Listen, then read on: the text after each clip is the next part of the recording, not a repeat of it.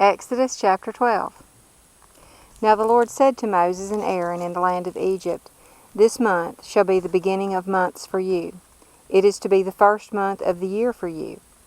Speak to all the congregation of Israel, saying, On the 10th of this month they are, each one, to take a lamb for themselves, according to the fathers' households, a lamb for each household. Now if the household is too small for a lamb, then he and his neighbor nearest to his house are to take one according to the number of persons in them, in proportion to what each one should eat. You are to divide the lamb. Your lamb shall be an unblemished male, a year old. You may take it from the sheep or from the goats. You shall keep it until the 14th day of the same month.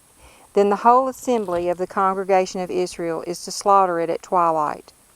Moreover, they shall take some of the blood and put it on the 2 doorposts and on the lintel of the houses in which they eat it. They shall eat the flesh that same night, roasted with fire, and they shall eat it with unleavened bread and bitter herbs. Do not eat any of it raw or boiled at all with water, but rather roasted with fire, both its head and its legs, along with its entrails. And you shall not leave any of it over until morning, but whatever is left of it until morning you shall completely burn with fire. Now you shall eat it in this way, with your garment belted around your waist, your sandals on your feet, and your staff in your hand. And you shall eat it in a hurry. It is the Lord's Passover. For I will go through the land of Egypt on that night, and fatally strike all the firstborn in the land of Egypt, from the human firstborn to animals. And against all the gods of Egypt I will execute judgments. I am the Lord. The blood shall be a sign for you on the houses where you live, and when I see the blood I will pass over you, and no plague will come upon you to destroy you when I strike the land of Egypt. Now this day shall be a memorial to you, and you shall celebrate it as a feast to the Lord. Throughout your generations you are to celebrate it as a permanent ordinance. For 7 days you shall eat unleavened bread. But on the first day you shall remove dough with yeast from your houses. For whoever eats anything with yeast from the first day until the 7th day, that person shall be cut off from Israel. And on the first day you shall have a holy assembly, and another holy assembly on the 7th day. No work at all shall be done on them, except for what must be eaten by every person. That alone may be prepared by you. You shall also keep the feast of unleavened bread. For on this very day I brought your multitudes out of the land of Egypt. Therefore you shall keep this day throughout your generations as a permanent ordinance. In the first month, on the 14th day of the month at evening, you shall eat unleavened bread, until the 21st day of the month at evening.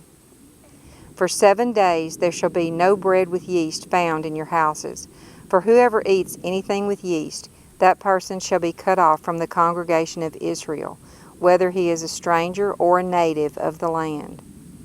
You shall not eat anything with yeast. In all your dwellings you shall eat unleavened bread. Then Moses called for all the elders of Israel and said to them, Go and take for yourselves lambs according to your families, and slaughter the Passover lamb.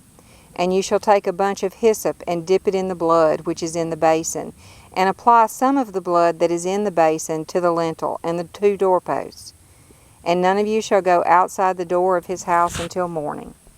For the Lord will pass through to strike the Egyptians.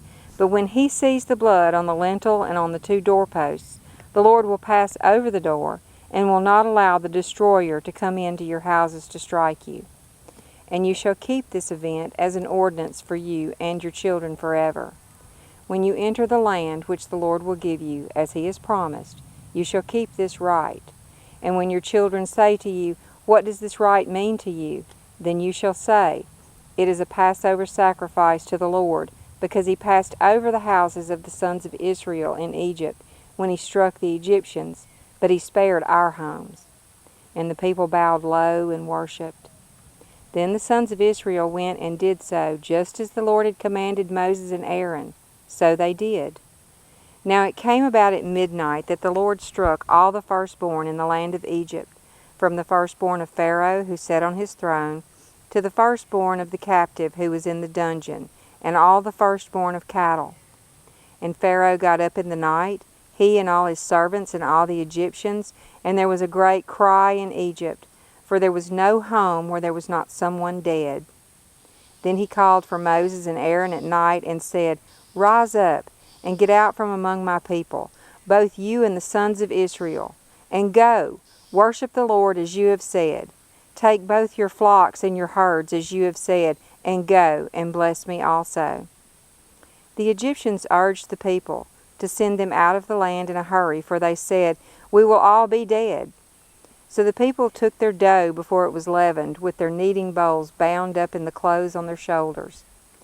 Now the sons of Israel had done according to the word of Moses, for they had requested from the Egyptians articles of silver and articles of gold and clothing. And the Lord had given the people favor in the sight of the Egyptians, so that they let them have their request. Therefore they plundered the Egyptians. Now the sons of Israel journeyed from Ramses to Succoth, about 600,000 men on foot, aside from children. A mixed multitude also went up with them, along with flocks and herds, a very large number of livestock. And they baked the dough which they had brought out of Egypt into cakes of unleavened bread, for it had no yeast, since they were driven out of Egypt and could not delay, nor had they prepared any provisions for themselves. Now the time that the sons of Israel had lived in Egypt was 430 years. And at the end of 430 years, on this very day, all the multitudes of the Lord departed from the land of Egypt. It is a night to be observed for the Lord, for having brought them out of the land of Egypt, this night is for the Lord, to be observed by all the sons of Israel throughout their generations. And the Lord said to Moses and Aaron, This is the ordinance of the Passover. No foreigner is to eat it, but as for every slave that someone has purchased with money, after you have circumcised him, he may eat it. A stranger or a hired worker shall not eat it. It is to be eaten in a single house. You are not to bring any of the meat outside the house, nor are you to break any bone of it. All the congregation of Israel are to celebrate this. But if a stranger resides with you and celebrates the Passover of the Lord, all of his males are to be circumcised, and then he shall come near to celebrate it, and he shall be like a native of the land. But no uncircumcised male may eat it. The same law shall apply to the native as to the stranger who resides among you. Then all the sons of Israel did so. They did just as the Lord had commanded Moses and Aaron, and on that very day the Lord brought the sons of Israel out of the land of Egypt according to their multitudes.